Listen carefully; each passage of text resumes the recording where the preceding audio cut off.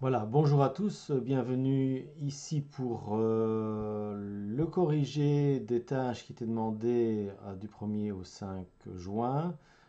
Ici, on est dans la révision en fait du cycle de la matière, euh, les décomposeurs, les producteurs, les consommateurs, vous voyez un petit peu tout ce qui concerne également les réseaux trophiques. Et donc, peut-être juste un petit peu de rappel sur la théorie ici, de bien, voilà, bien comprendre les rôles de chacun des niveaux trophiques, puisque vous avez ici le premier niveau qui est le producteur, celui qui produit de la matière organique à partir du soleil, à partir du dioxyde de carbone de l'atmosphère et également à partir de la matière minérale qui se trouve dans le sol, les minéraux et l'eau aussi. Et alors, donc ça, ce sont les plantes, voilà, qui fabriquent vraiment la matière organique.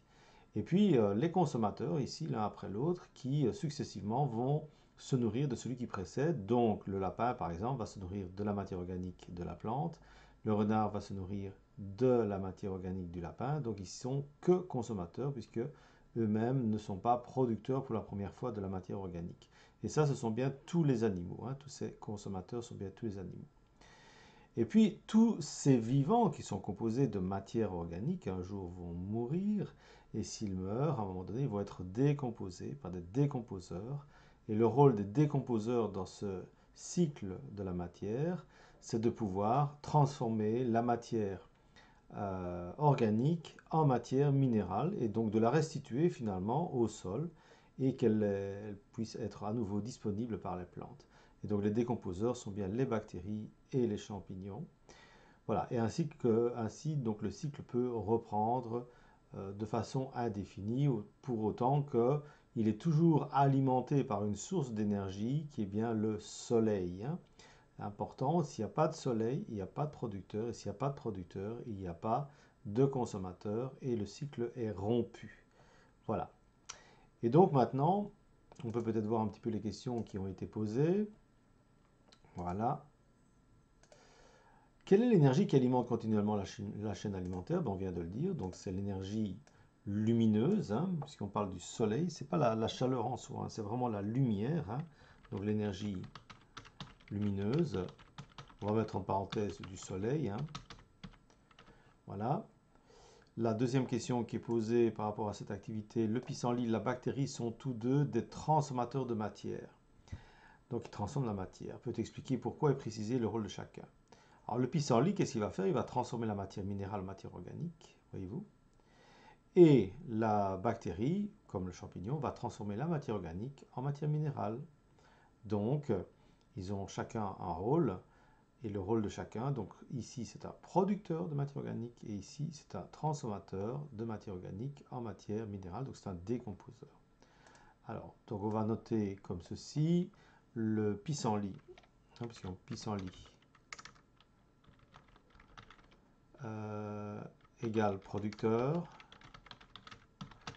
égale transformateur de matière organique, minérale en matière organique. La bactérie, elle, égale décomposeur, égale transformateur, ou décomposeur, transformateur de matière organique en matière minérale. Donc l'un et l'autre ont un rôle vraiment très important, les producteurs et décomposeurs, pour assurer le cycle continu et donc le cycle de la matière, matière organique et matière minérale. Passons maintenant à la question suivante. À partir de la chaîne alimentaire, pissenlit, lapin, renard, lynx, expliquez le bouleversement si le renard est chassé par l'homme. Alors, revenons un petit peu en arrière. Si le renard est chassé par l'homme, ça veut dire qu'il y aura moins de renards. Donc s'il y a moins de renards, il y a plus de lapins.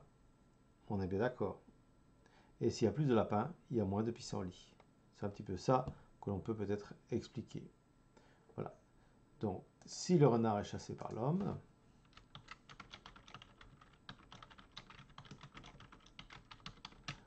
il y aura plus de lapins et par conséquent moins de pissenlits. Voilà.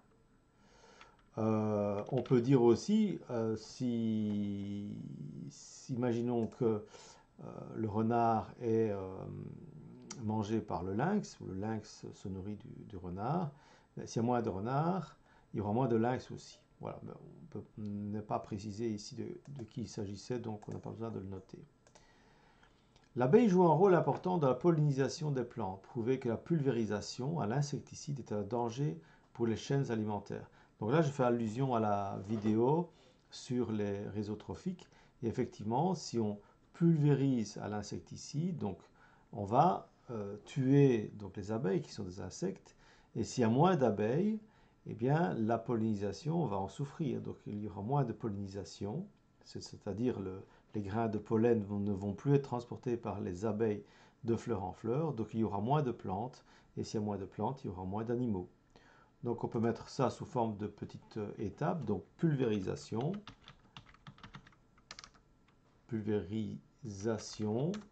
d'où moins d'abeilles, d'où diminution de la pollinisation, d'où diminution de la reproduction des fleurs, hein. C'est ça, hein, la pollinisation, la reproduction des fleurs, des plantes, hein, des plantes à fleurs en tout cas, des plantes avec reproduction sexuée. Et alors diminution des plantes et diminution donc des animaux. Vous voyez un petit peu la chaîne, la conséquence de la pulvérisation au final qui a un impact direct sur les plantes et les animaux. Bien, passons maintenant à la question suivante.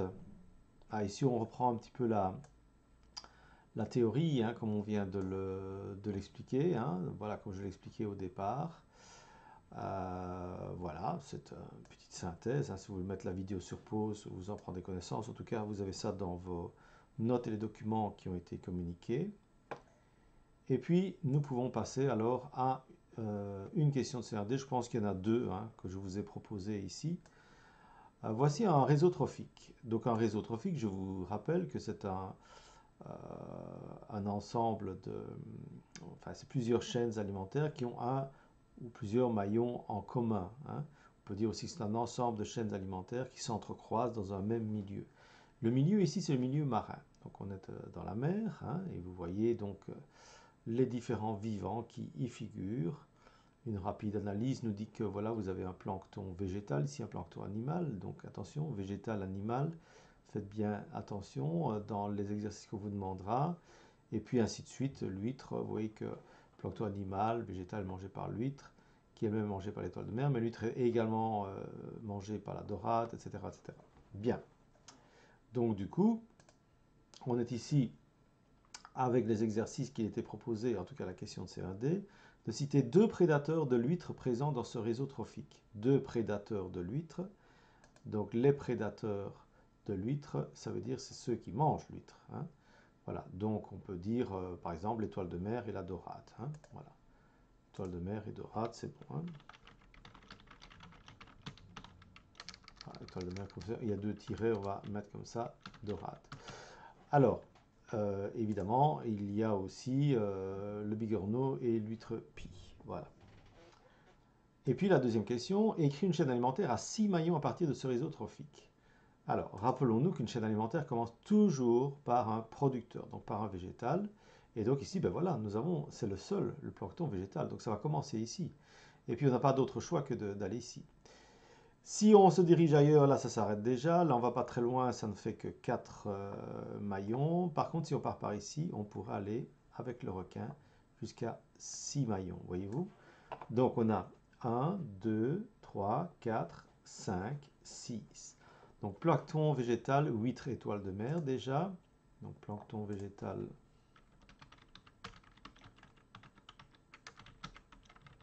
huître, étoile de mer.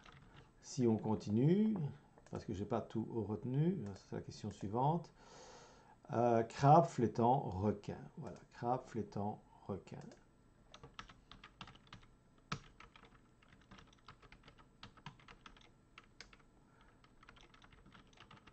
Et on a bien 6 maillons, donc 1, 2, 3, 4, 5, 6. Le premier, donc c'est bien le producteur, le plancton végétal, et les autres, ce sont des consommateurs. Huîtres, consommateur 1, consommateur 2, consommateur 3, consommateur 4 et consommateur 5. Alors, nommer un être vivant permettant dans ce document d'affirmer qu'il s'agit d'un réseau trophique. Eh bien sûr, on revient en arrière. On a dit qu'un réseau trophique, donc c'est bien un ensemble de chaînes alimentaires avec au moins un maillon commun. Donc, il faut trouver un maillon commun. Ben, vous en avez un ici, par exemple. Vous pourriez avoir celui-là également. On va dire par exemple l'huître. L'huître, voilà. On ne le demande pas ici parce qu'il me semblait qu'on devait le demander. Et pourquoi? Ben, car c'est un maillon commun à plusieurs chaînes alimentaires dans un même milieu, qui est le milieu marin ici. Voilà. D'accord? Bien, ben, nous pouvons passer à la question de CE1D suivante. Alors, vous avez ici un réseau trophique simplifié. On est dans la forêt. Vous voyez les différents éléments, bus, faucon, écureuil, gland, voilà, tous ces animaux, avec la petite flèche qui signifie évidemment toujours est mangé par. Si on va un petit peu plus bas, ben, vous voyez ici les bactéries et champignons. Attention, ce sont des décomposeurs, la matière minérale, les débris végétaux, le ver de terre, etc. Bien. Alors, on nous dit Pascal n'a pas terminé sa prise de notes se rapportant au cycle de la matière. Complète son document, c'est celui-ci, à l'aide de mots et de flèches. Alors attention, consigne ici, mots et flèches. Donc je souligne mots et flèches. En utilisant le réseau trophique illustré à la page précédente. Si je me souviens bien, dans cette question de CRD, il y avait 8 éléments, et plus particulièrement 4 mots et 4 flèches. Alors les mots d'abord. Donc, vous avez ici producteur, exemple, feuille. Et alors, comme exemple ici, escargot, si nous avons un producteur, dans ce qui suit, nous allons avoir un consommateur. On va d'ailleurs voir la chaîne alimentaire.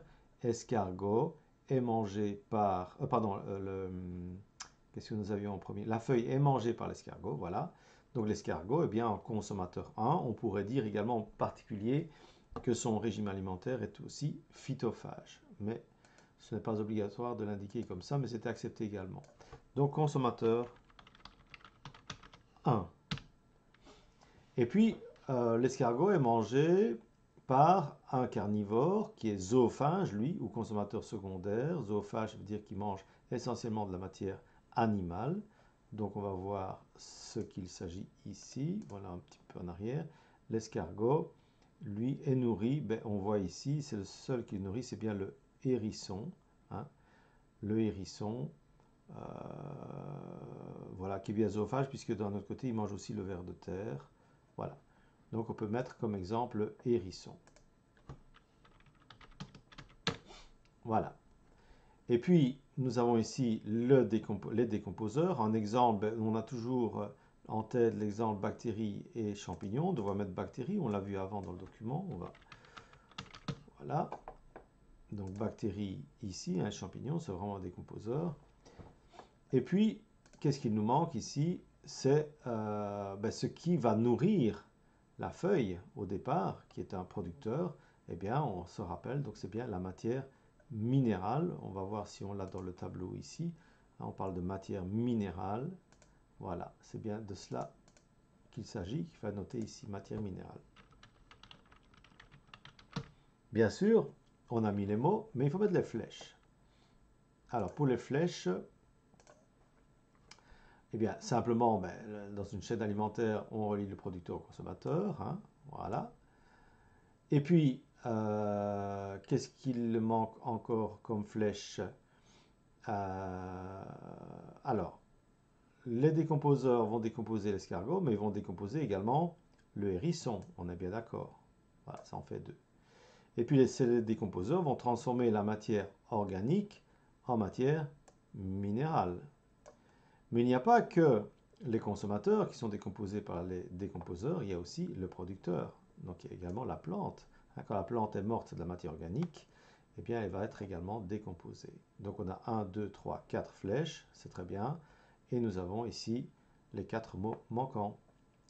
Voilà, je pense que c'est terminé. Et donc, voici donc pour la correction de ces exercices. À très bientôt.